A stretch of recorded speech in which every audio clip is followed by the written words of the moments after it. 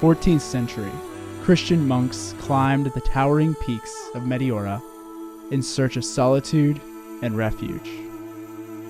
Now, 700 years later, join us as we explore the 6 remaining monasteries that call this awe-inspiring place home.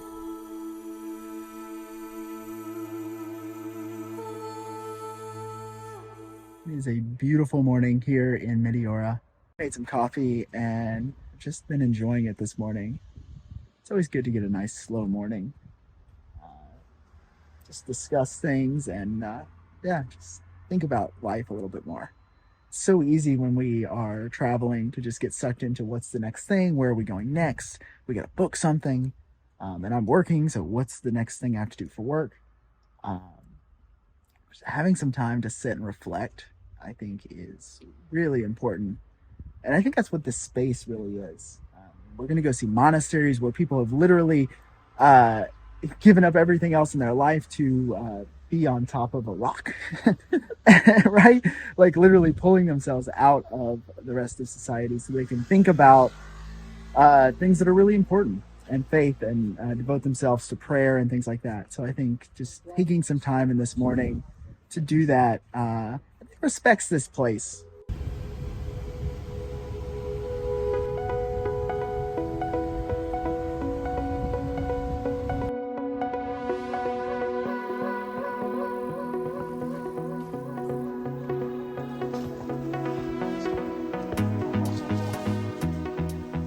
Wow. Entrance to the monastery is just like carved into the rock. Can't be very cool.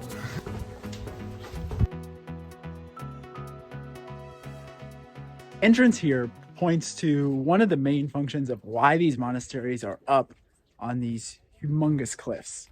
So not only are they beautiful and awe-inspiring, but they're also served a defensive purpose. So especially during the Ottoman conquests of Greece, these places offered a safe place for monks, as well as other Greeks, to kind of hide away and protect themselves from the invaders.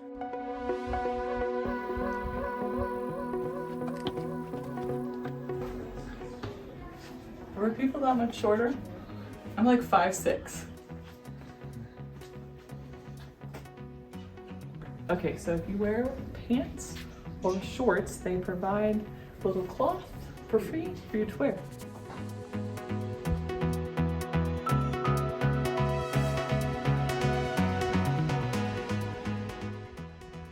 So this other monastery has like a little cable car to get people to and from it.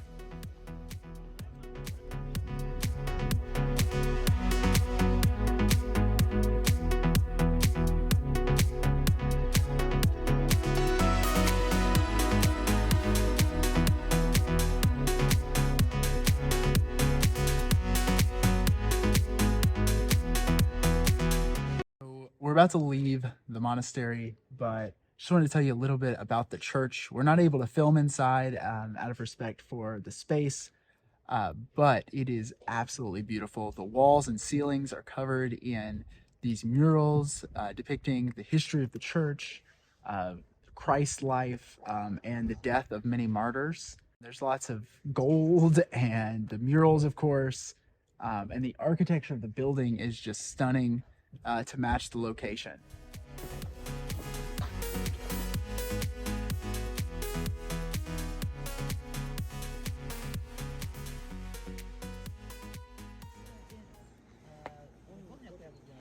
So we got an earlier start this morning, got some coffee and pastries, and decided to enjoy them at this beautiful pullout before we visit some monasteries.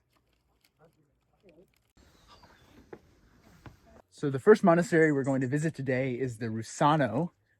It's actually now a nunnery. It started its life as a monastery in the 14th century, but it was severely damaged during World War II.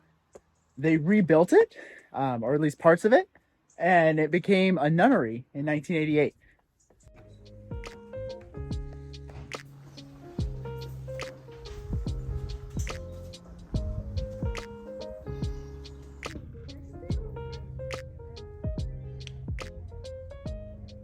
All right, we just left the Roussanou nunnery. It was very, very beautiful, much smaller than the monastery that we went to yesterday. So you don't need a ton of time to explore. You aren't allowed to film in the church, so we don't have really shots to show you there. But we were able to see how they're painting currently kind of a small room, which was really interesting to see. They're trying to keep the same style. I think it has about 14 to 15 nuns who currently live there. It was really beautiful though. Enjoyed going in there. Yeah.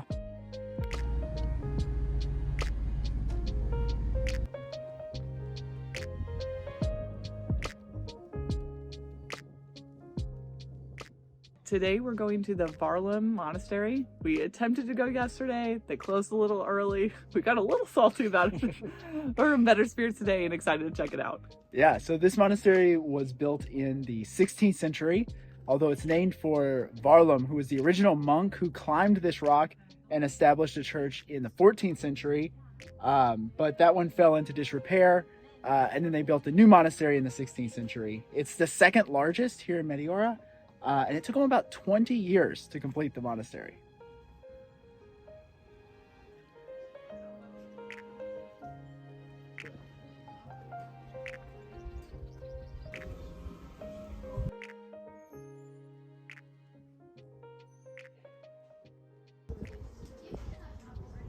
I've had a great time visiting the Varlaam Monastery.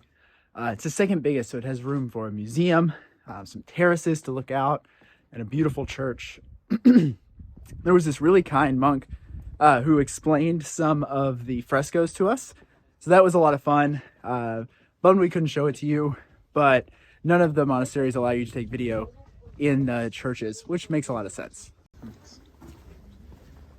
So up next, we're headed to the Monastery of the Holy Trinity.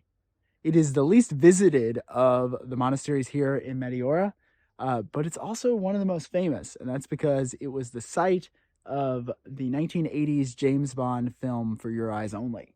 Interesting fact, the monks would not let them film inside the monastery, so the outside of the monastery is in the film, but for all the inside shots, they had to build a set on a nearby cliff.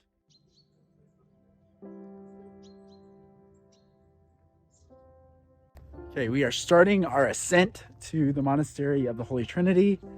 I kind of appreciate that this one is a bit harder to get to. It's still way easier than the monks used to go, climbing ladders or taking nets and getting winched up. But there's a little bit of work to get to this one. And I think that helps appreciate how isolated these monasteries were until the steps were built in the 20th century. So up until then, the only way to get to these monasteries were ladders or climbing or getting winched up in nets. The steps themselves are really hewn into the rock. If you look, there's rock above us. They like carved into the side of this cliff to build these steps, which takes a lot of effort, even in the 1920s. So I appreciate their effort. Thank you. It's a pretty steep drop off. Yeah, it gives you an idea of just how brave you had to be to come up this way. So this is the net you would put people or things in, and it would come all the way from down there. And I don't know if you have a sense of perspective, but that's, I don't know, how many feet you think that is? I have no idea. It's like 500 feet, I think 1,000 feet. It's far. And all that's powered by a couple of folks on this winch.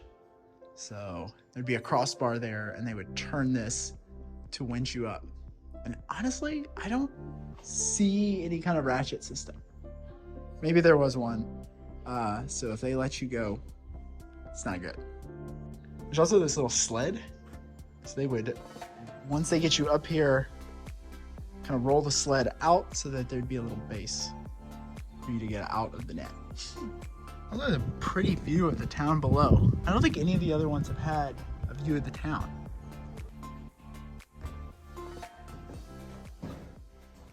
It's pretty tiny in here. So I'm pretty sure this is a monk's cell. So this is where a monk would live in the monastery. They have a small place to keep their things. And I guess enough for you to live. room for a bed. It's pretty small. Guess you don't need a whole lot as a monk. Just finished up at the Holy Trinity Monastery. It definitely had the least amount of people compared to the other monasteries that we've visited. It also had this really interesting rocky outcropping where you could see views of the nearby city and really just views from every direction. It also seemed a little less developed, and I think gave us a little bit more of a sense of what it would have been like before they added these stairs and things became a little more touristic. So the last monastery we're going to visit today is St. Stephen's Monastery. This is the most accessible of the monasteries. There's actually no steps. You can drive right up, and then there's a bridge that goes across to the monastery.